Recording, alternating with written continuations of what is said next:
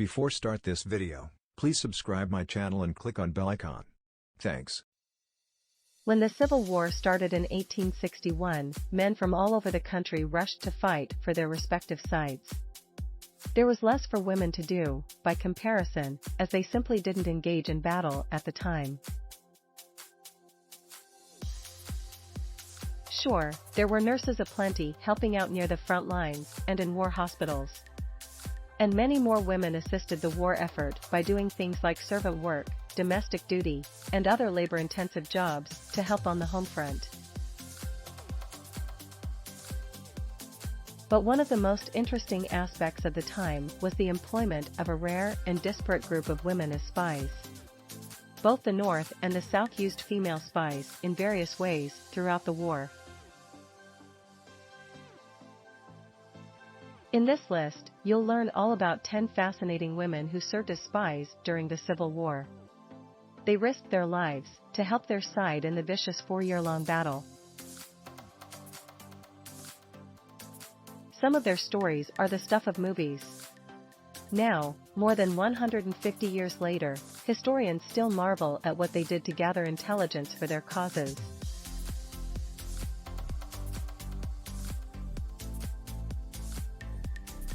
Related, 10 famous people who were secretly spying on us. 10. Antonia Ford Antonia Ford was part of a well-off Virginia family prior to the Civil War. She shared the info with Confederate lieutenants and even General J.E.B. Stuart.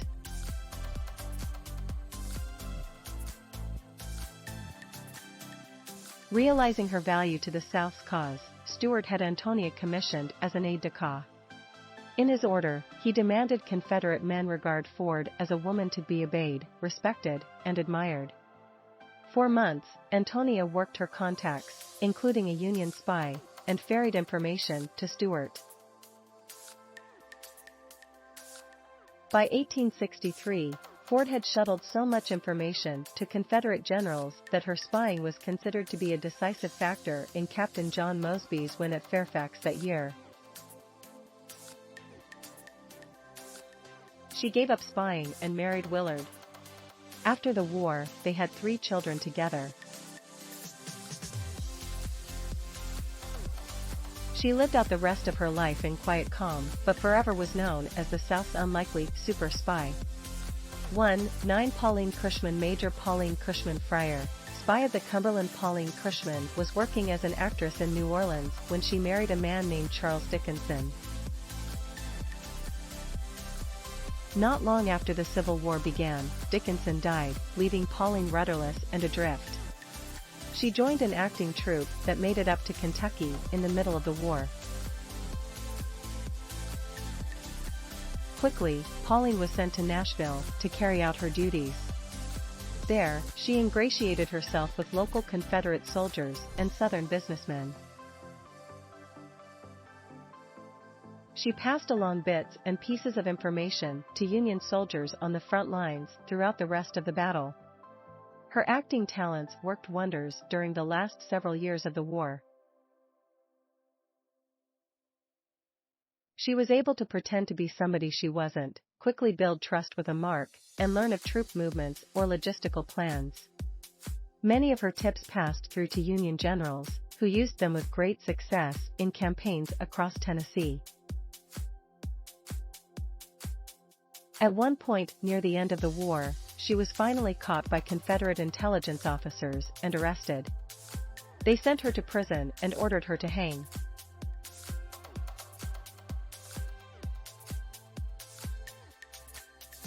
At the last minute, though, Cushman was saved by the grace of a higher power. When the war ended, she was freed. Sadly, the rest of her life didn't turn out so well. She continued to act, but she never found fame or lasting fortune from the pursuit. Instead, all she got was a morphine addiction. By the time she died 3 decades later, in 1893, she had performed for the likes of P.T. Barnum. That was an incredible and unique achievement, but it didn't bring her financial success or popular adulation. She died penniless and struggling with seeking day after day of that persistent morphine fix. Much of her early life is lost to history, and it's unclear entirely how or where she was raised.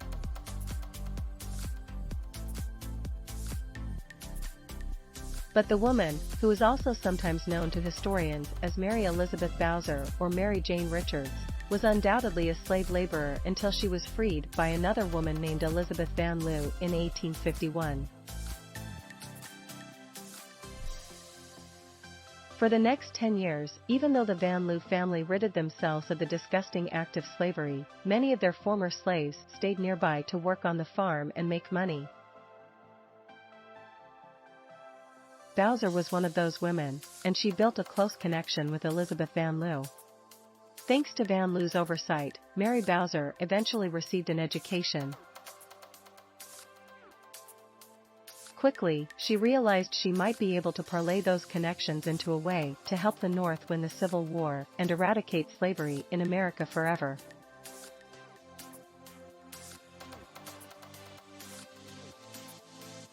So in the final year of the war, Van Lew got her former slave a job in Jefferson Davis's Confederate White House in Richmond, Virginia.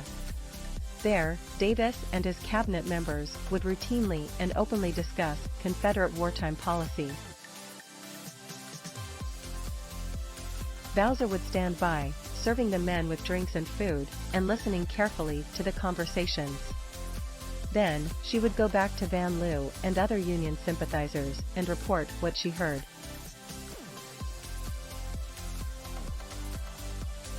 Through it all, Bowser's strong ear and good memory helped the Union put the final nails in the Confederacy's metaphorical coffin. Before 1865 ended, the war was over, and Bowser played no small part in it. After the war, Bowser's whereabouts are again mostly lost to history. She appears to have spent a few months giving talks to others about her experience as a spy. And in 1867, records indicate she helped found a freedmen's school down in Georgia.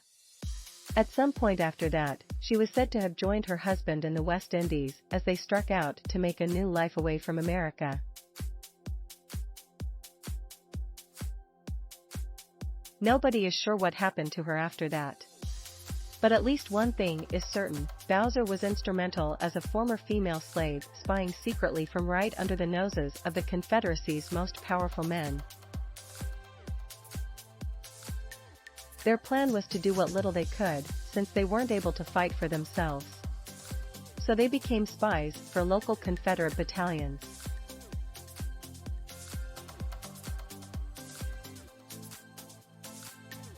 In 1891, Battle was walking along one day in Nashville when she came upon a crowd.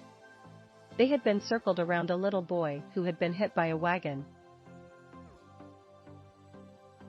Learning that sob story, Fanny got an idea. She immediately rented a room near where the mother worked long hours at the cotton mill. In the rented house, she created Nashville's first ever daycare for children. For the next 30 years, it expanded into larger spaces serving more mothers and families. By the time Fanny died in 1924, the Fanny Battle Day Home for Children was a well-known and much-beloved Nashville institution.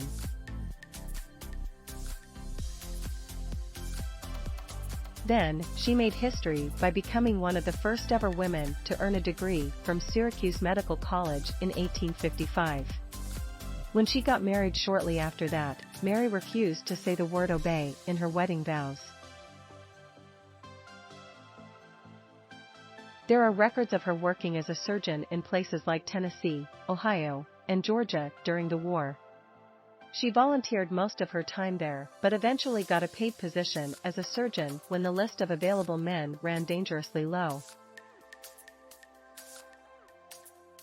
She spent months in an awful Southern prison before being released in exchange for a group of captured Confederate doctors near the end of the war.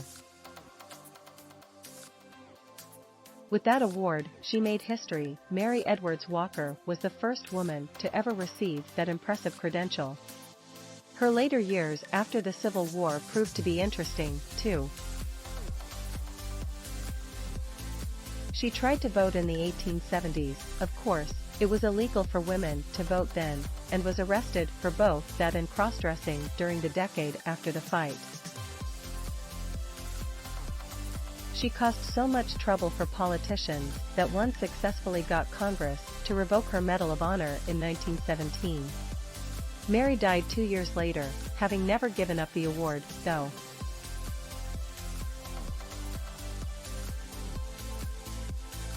And even though it was officially taken back upon her death, she got the last laugh. In 1977, her descendants successfully convinced Jimmy Carter to restore the honor of the late, great Union spy.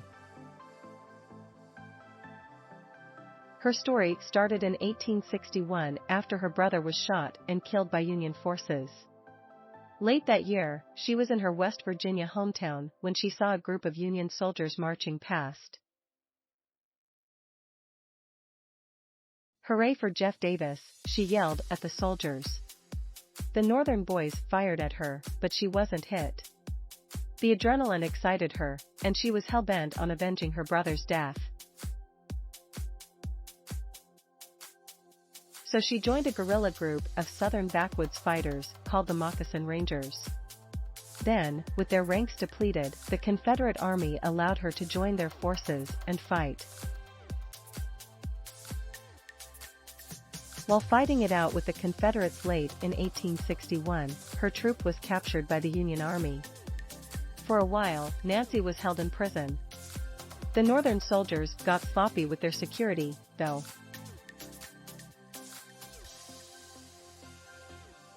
Thinking the woman wasn't a threat to them, they began to let key details slip around Nancy. When they released her after a few months, she took every one of those details back to the Confederates. Amazed at her reliable memory and detailed information, the Southerners wanted more from her.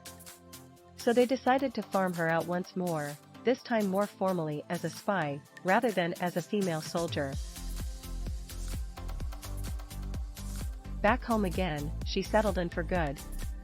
She married after the war and lived out the rest of her life as a Civil War heroine notorious for her unique role in West Virginia history.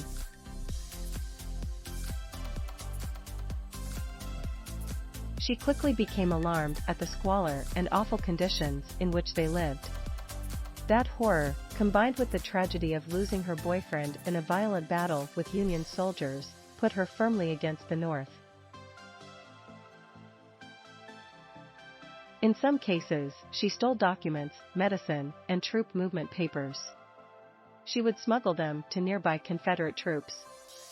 If she were ever stopped by Union soldiers, she knew how to lay it on thick. She would flirt with them and act coy until they let her go without learning what she was hiding under her large hoop skirt. In addition to the parties, Emmeline would distract Union soldiers walking along the highways near her home while her brother would sneak around and bring food to Confederate troops beaten down in the brush. After several years of spying, hijinks, and trouble, the Union Army finally arrested Piggott. They jailed her and tried to haul her off to court, but she managed to escape several trials. Enraged over what she perceived as Northern aggression, Moon brought a rifle to school and shot down an American flag. Then, she walked out of class, went to a local store, and scrawled "God bless Jefferson Davis" on the window. Her antics got her kicked out of school for good. But her rage wasn't quelled by that mere act of mini rebellion. As the war kicked into high gear over the next few years, she took to the road. She was just a teenager, but Virginia traveled all across the Mid-South and beyond. She went from Memphis to Cincinnati to Nashville and even as far away as Canada, secretly carrying important papers and war reports between Confederate soldiers and sympathizers. Back home, her sister Charlotte also worked, more informally, as a spy. She went so far as to accept a marriage proposal from an important Union soldier. She buttered him up for war info, just like Virginia. Then, when it came time to marry at the altar, Charlotte made her move.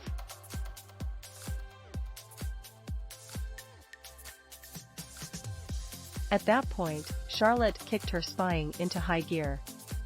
Later in the war, she even managed to board a carriage being ridden by Abraham Lincoln. She eavesdropped as he spoke of battle plans, then passed the news along to Confederate officers. She went down fighting, though. When she was arrested, Virginia had a key secret Southern war message in her blouse.